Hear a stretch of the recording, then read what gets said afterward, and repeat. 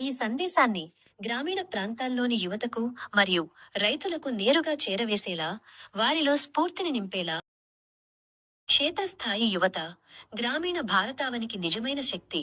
సమగ్ర అవలోకనం. క్షేత్రస్థాయి యువత అంటే అసలు అర్థం ఏమిటి? క్షేత్రస్థాయి యువత అంటే అభివృద్ధిని దూరం నుండి చూసే ప్రేక్షకులు కాదు. వారు రైతులు, కూలీలు, చిన్న వ్యాపారుల బిడ్డలు. చదువుకున్నా లేకపోయినా తమ గ్రామ మూలాలతో బలంగా ముడిపడి ఉన్నవారు. సమస్యలు ఎదురైనప్పుడు ముందు వరుసలో ఉండేవారు. పరిష్కారాల కోసం చివరి వరకు పోరాడేవారు. వీరికి నేల, నీరు, అప్పు, వలస మరియు ఆత్మగౌరవం గురించి ఫైళ్ల ద్వారా కాదు, తమ అనుభవాల ద్వారా తెలుసు. క్షేత్రస్థాయి యువత సమానము. ప్రజలకు మరియు ప్రభుత్వానికి మధ్య ఒక బలమైన వారధి. నేటి రైతులు భద్రత లేని భాగస్వాములు. రైతును దేశానికి వెన్నెముక అంటాము, కానీ పంట ధర మీద రైతుకు నియంత్రణ లేదు. పెట్టుబడి ఖర్చుల మీద నియంత్రణ లేదు. మార్కెట్ వ్యవస్థలో రైతు పాత్ర శూన్యం. రైతులు సాగులో భాగస్వాములు మాత్రమే అయ్యారు, కానీ నిర్ణయాలు తీసుకోవడంలో బయటి వ్యక్తులుగానే ఉండిపోయారు.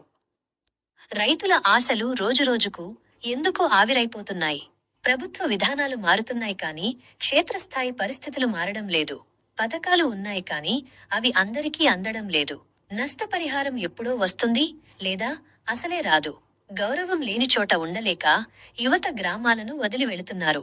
అందుకే రైతు ఇలా అడుగుతున్నాడు: నేను దేశానికి అన్నం పెడుతున్నాను, మరి నా భవిష్యత్తుకు భరోసా ఇచ్చేది ఎవరు? లోపించిన శక్తి. వ్యవస్థీకృత గ్రామీణ యువత నాయకత్వం. గ్రామీణ భారతానికి కావలసింది కేవలం పథకాలు మాత్రమే కాదు, స్థానిక నాయకత్వం. గ్రామ స్థాయిలో జవాబుదారీతనం.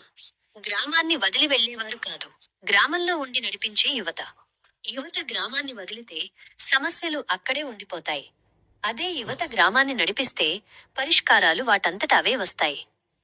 క్షేత్రస్థాయి యువత గ్రామీణ భారతాన్ని ఎలా నిర్మించగలరు? స్థానిక యువత ఇవి చేయగలరు. ప్రభుత్వ పథకాలను సామాన్యులకు అర్థమయ్యేలా చేసి వాటిని అమలు చేయించడం. రైతుల తరపున నిజాయితీగా గొంతు ఎత్తడం. స్థానిక సహకార సంఘాలను నిర్మించడం. సంప్రదాయాన్ని వదలకుండానే ఆధునిక సాంకేతికతను రైతుకు పరిచయం చేయడం.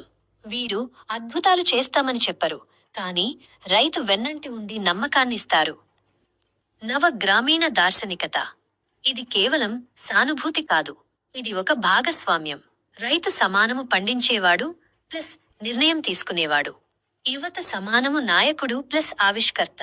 గ్రామం సమానము నిర్లక్ష్యానికి గురయ్యే ప్రాంతం కాదు, అధికారానికి కేంద్ర బిందువు.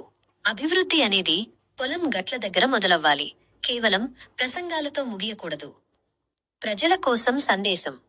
Mass connect line. యువత నేల మీద నిలబడితే రైతు ఆశలతో నిలబడతాడు. బలమైన గ్రామాలే బలమైన దేశానికి పునాది. ముగింపు మాట చాలా శక్తివంతమైనది. పాత రాజకీయం గ్రామాల గురించి మాట్లాడింది. కొత్త నాయకత్వం గ్రామాల నుండే ఉద్భవించాలి.